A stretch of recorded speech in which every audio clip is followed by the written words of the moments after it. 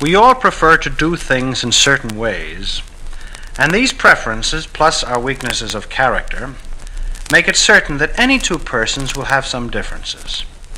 However, there are no differences, no matter what their seriousness, which cannot be handled on a peaceful basis. Mature husbands and wives will disagree. They do not fight. This is the difference between a happy marriage and one with an underlying fabric of tension and bitterness. Discussions of disagreements are the friendly way to reconcile the different backgrounds and experiences so that you can work together to achieve your common goal. Fights tear apart the unity of marriage. They are the means each mate uses to gain his own way without considering the other partner. They lead to name-calling, raking up of the past, and the spirit of hatred. Therefore, one of the most important ways to ensure married happiness is to learn the art of disagreeing in a friendly way. You can acquire this skill by mastering 9 principles. 1. Don't blow up over trivial differences. There are dozens of minor irritations which occur in everyone's life every day. Overlook them. Don't make an issue of them. Your wife, for example, doesn't have the breakfast toast ready with the eggs. Your husband will drop his pajamas on the bedroom floor and neglects to hang them up before he leaves for work. Your wife invited friends to dinner last Saturday and forgot to tell you until Saturday afternoon. All these occurrences are trivial. If an incident upsets you, ask yourself then if any harm results because things are not done your way. Second, if you have a grievance, get it out of your system. Psychologists say that a person who continuously suppresses deep anger creates a reservoir of resentment which may ultimately break out in violent form. A habit that weakens many marriages, the habit of pouting, also can be averted by bringing these grievances out into the open. Instead of telling his wife what irritates him, the pouter retreats into martyred, sulky silence. If you are a pouter, remember this. Should the matter be trivial, pass over it. If it continues to irritate you, bring it out into the open. Third, always guard your tongue. When you discover your emotional temperature rising, also remember that the subject usually is not worth angry words. If you are like the typical couple, you will recall few specific areas of disagreement worthy of the intense language you may have used in discussing them. But this is the key test. You probably remember the harsh, cutting words spoken by your mate, although you have forgotten what caused the argument in the first place. Fourth, always keep discussion within bounds. When arguments get acrimonious, it is usually because this rule is not observed. For example, your monthly statements arrive. John sees a bill for a woman's hat at $15 and asks Joan if she bought it. She mentions the vacation 2 years ago when John lost $80 at the track. And then the discussion becomes unchecked. It moves to the spending habits of the in-laws and of every neighbor on the block. What began as a simple question, not even as a difference of opinion, suddenly got out of hand because Joan and John failed to keep the discussion within the limits first set for it. Therefore, when facing a situation in which we are wrong, we must remember that our tendency is to cover our own defects quickly by pointing to the other's shortcomings. This may be good military strategy, but it is poor marital strategy. Fifthly, if you must criticize, then criticize the act, not your mate for performing it. What if your husband or wife has shortcomings which require direct correction? Then you take a tip from corporation executives who have mastered the science of getting the most out of people. And they say, always precede serious criticism with a statement of genuine appreciation for some good quality. You feel both, then you express both. Sixth, try to keep your disagreements between yourselves. Never carry them outside to in-laws, to friends, certainly not to neighbors. 7, give in on little things. Because of your particular background, you have stronger convictions about certain aspects of life than about others. So too has your mate. Considerate husbands and wives give in on matters on which their mates feel much more strongly than they. You must reject the notion that marriage, therefore, is always a 50-50 proposition. At times, you will demand 100% whether you are aware of it or not. There are other times when you will be... Eighth, try to develop an outlet. Despite your best intentions, and even when you discuss your disagreements in a temperate way, you and your mate sometimes will fail to see eye to eye. For your mental or physical health, I suggest you work off your anger or frustration by engaging in some physical activity. Sweep the sidewalk, walk to the post office, work on your shrubs, or wash the car. Ninth, never let your bitterness carry over the night. Even if you cannot agree, give each other the benefit of good intention. Kiss each other every night. This simple and tender act at the end of each day ensures starting the next one on a loving basis. If you truly follow the principles we've mentioned and learn to resolve your differences in an atmosphere of affection and mutual respect, you will then develop a deeper love for each other than you ever had before. Modern society places such an appalling overemphasis on material things that some friction over money is probably inevitable in every marriage. Wherever we turn, we are besieged by appeals to spend and overspend. And in the face of these prevailing standards, our Catholics find it very difficult to develop and maintain a true perspective about why we have been placed on earth. We must remind ourselves constantly that God made us not to be consumers of industry's products, but to save our souls by prayer, mortification, and sacrifice. If you wish to avoid the pitfalls in your marriage, you must develop a spiritual philosophy of life that firmly turns away from the materialism of the day. And you can take your inspiration from the words of our Savior. Do not lay up for yourselves treasures on earth, where rust and moth consume, and where thieves break in and steal. But lay up for yourselves treasures in heaven, where neither rust nor moth consumes, nor thieves break in and steal. For where thy treasure is, there also will be thy heart. Now, saying this, I do not wish to imply that the church is puritanical. She does not eschew pleasure, even luxury. Whether you have much or little money, the important thing is that you be its master, that you not be overly depressed at being poor, or live riotously because you have more than you need. The key word here is detachment.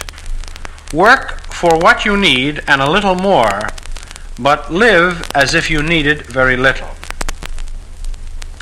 There is a definite danger of the so-called meal ticket husband.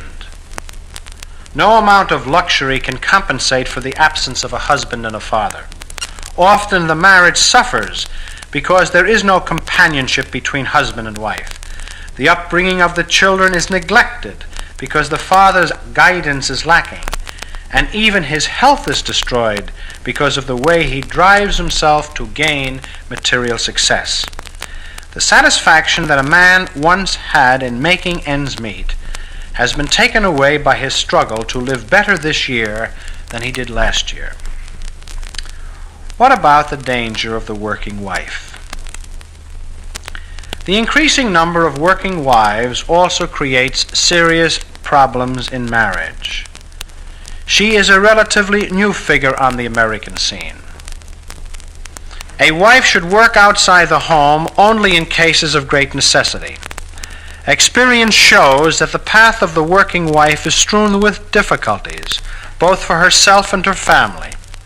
All too often, the wife who takes a job with a temporary objective, for example, to buy new living room furniture, soon discovers that living standards have risen to meet the new income, and that the family now needs her wages to live on a scale to which it has become accustomed.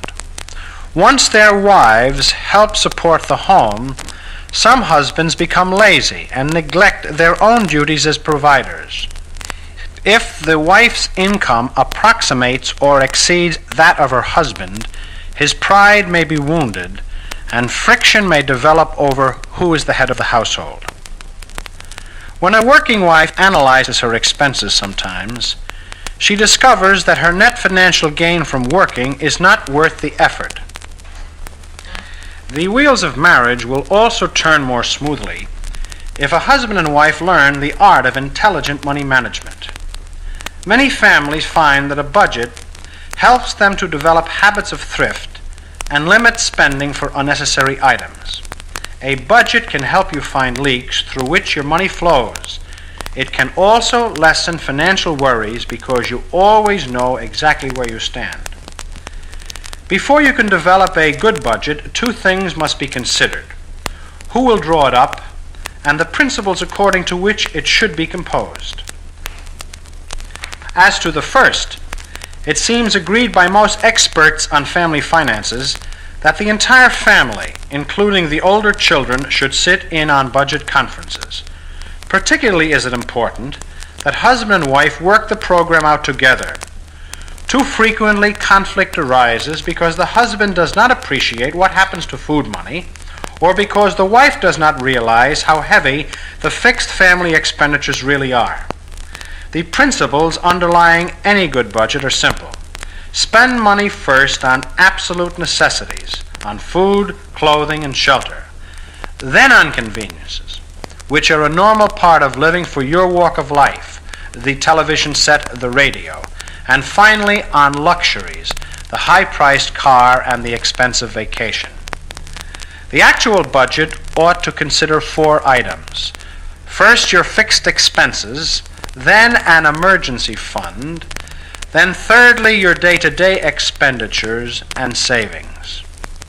Before anything else is considered, the couple should set down all the fixed obligations they have for the year: rent, insurance, gas and electric, union dues, and so forth, and then divide the total by 52 weeks so that they know how much remains of the weekly wage for other living costs.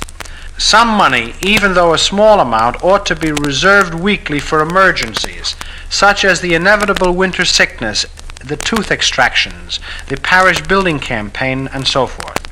If a person makes $100 a week, of which $65 automatically must be deducted for fixed expenditures, and the emergency fund as well, he knows that he has only $35 for his day-to-day expenditures to be divided up among the various needs of husband, wife, and children. Every family ought to save at least $1 a week, not only for the discipline it encourages, but to provide the extra decencies that make for warm family living around Christmas, birthday time, etc. Who should manage money in the family? Most of the difficulties about money in the home usually stem from 2 questions: who should manage the money, and how much each should spend for personal purposes. Here's an area in which each couple will have to answer these questions in its own way. Husbands and wives should recognize that opinions about money management are probably based primarily on their experiences in childhood. Money then will depend on which partner does the best job at it. An arrangement that works well in many marriages is one in which husband handles the major expenses, while the wife has a regular allowance to cover food and household expenses. No major purchases are made without the prior agreement of both partners. The husband has an allowance for his personal expenses, and the wife has an allowance for her personal expenses. Neither husband nor wife need explain how this allowance is spent. This type of arrangement makes both partners responsible for spending the family income efficiently, and yet gives each a certain amount of freedom. The in-law problem is one of the most talked about aspects of marriage. Let's talk about it right now. Most of the animosity towards in-laws we hear about is really a smokescreen used to cover up the true causes of marital conflict, as well as the personal weaknesses of a husband and wife. And while wives are more inclined to look upon mother-in-law as the other woman, immature husbands often are inconsiderate of the attachment between a good mother and daughter who happens to be his wife. This does not mean, however, that the so-called in-law problem cannot be serious. A study by Father John L. Thomas of 7,000 troubled marriages which were brought to chancery courts for adjustment revealed that in-laws were cited as a disruptive factor in 15% of the cases. There was another study of 500 couples in their early years of marriage which revealed that newlyweds considered their partner's relatives to be their major concern. The in-law problem is greatest at the beginning of marriage, when the new husband and wife must end their dependence on their parents and begin an independent life of their own, and again later on, when a parent is unable to support himself and needs help from his married children. Living those early years of married life away from parents is desirable, and for three major reasons. First, every young couple needs to learn to know each other. Secondly, married partners must be able to put into practice the joint decisions they've reached. For instance, they should be free to come and go as they please, and if they live in the home of their in-laws, they can't do so. And thirdly, living with in-laws makes it much too easy for one or both of the partners to run to mother and dad whenever they have a disagreement. Parents in our society tend to be overprotective towards their married children. This results in two undesirable conditions. One, excessive interference by old folks in the lives of youngsters, or two, excessive dependence by the newlyweds on the parents. The dangers which parents and close relatives should avoid in dealing with newlyweds include the following. One, checking up. Some parents refuse to let go of their children. They make frequent phone calls or visits just to make sure that the marriage is proceeding smoothly. Or secondly, they make things too easy for the youngsters. Some marriages degenerate into a competition between the bride's parents and the bridegroom's parents in order to determine who can do most for the youngsters. Thirdly, parents insist on teaching their children how to do it. The typical parents-in-law required 25 years or more to acquire their present experience. Now they are tempted to teach their married children all they know about childbearing and child-rearing. To avoid these dangers, parents must accept the fact that they now occupy second place in the affection of their married children, and that they are outsiders insofar as that new marriage is concerned. And whether you live with your in-laws or not, it is important to observe three basic principles. One, to remember that in-laws are part of your life, and you must expect to see them at least occasionally. Try the best you can to make that relationship a cordial one. Two, ease your entry into your mate's family by calling the mother by the same term of endearment that he or she uses. Try to stay on a friendly basis with sisters and brothers. Three, any discussion of in-laws' shortcomings should be strictly out of bounds whenever a disagreement arises between husband and wife. Of all the threats to the stability of marriage, excessive drinking is without doubt the greatest.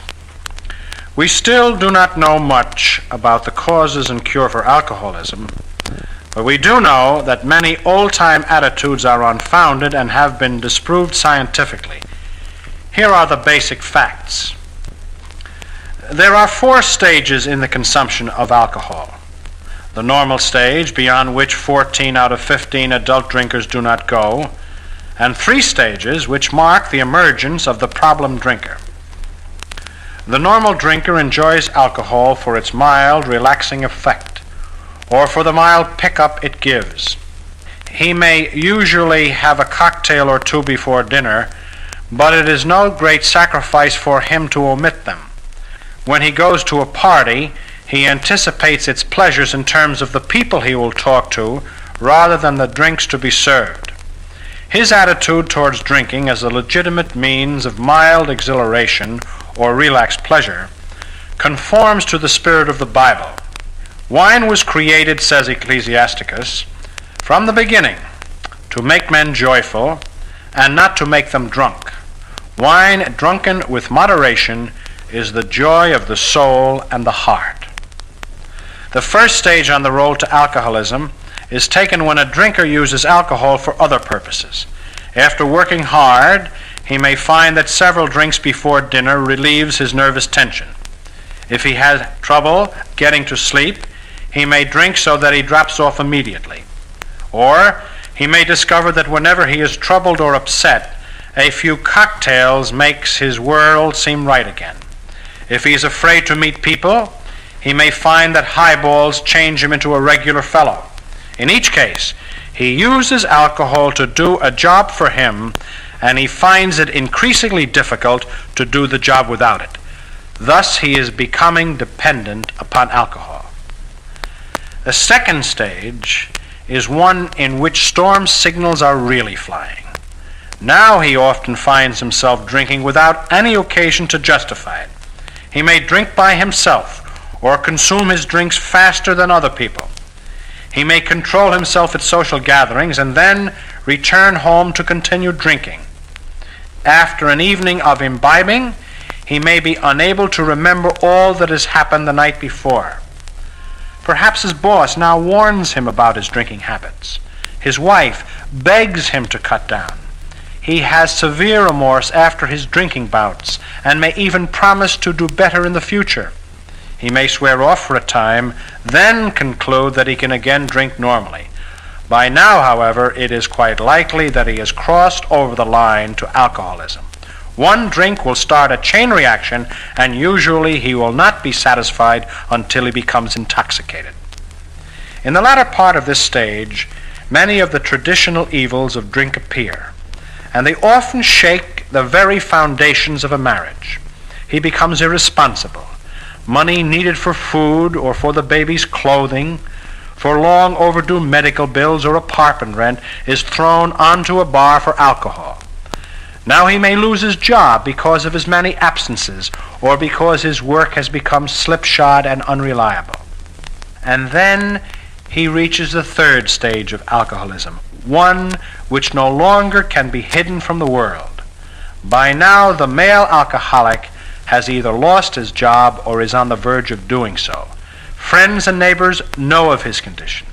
There are often clear and definite manifestations of insanity. The alcoholic may put the blame for his passion for drink on his wife or on his employer, on his children, even on God. Once a drinker passes over that line from normal social drinking to compulsive drinking, there is no turning back. Medical and psychiatric authorities all agree that he can never drink normally again, no matter how long he abstains. The first drink he takes will probably set off a chain reaction which will not stop until he's completely intoxicated. The only treatment is total abstinence. But the reason drink takes such a frightful toll is that alcoholics often cannot permanently stop by themselves. In fact, this inability is given as a characteristic of the disease by the Catholic Encyclopedia. It describes alcoholism as the condition of those whose excessive drinking creates serious problems in the management of their lives, and yet who usually are unable to stop drinking, even if they want to, without outside help. Several 100,000 alcoholics have been helped to sobriety through the unique organization of Alcoholics Anonymous. Father Edward Dowling, S.J., who has made a thorough study of this organization, thinks that they have an answer that no one else has been able to supply. Father Dowling further states that they ask only one thing of the prospective member. He must say that he wills to be helped. The drinker, then, is taught that he is powerless over alcohol and that he needs a higher power to help him achieve sobriety. He learns through this school that he must concentrate on avoiding the first drink, for if he does take it, the inevitable compulsion for more will be set into motion.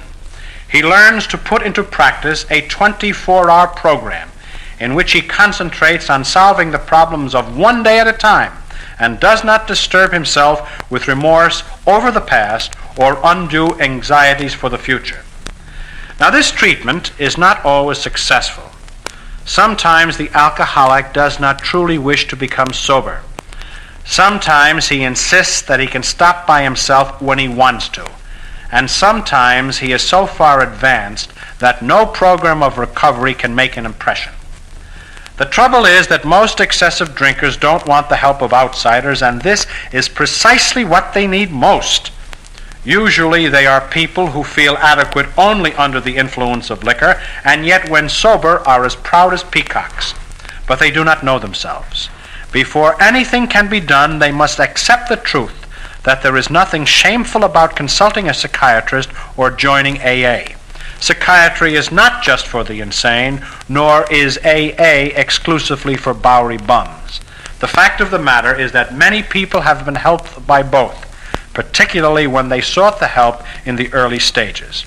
Unfortunately, many people have to hit bottom before they will acknowledge their need for help.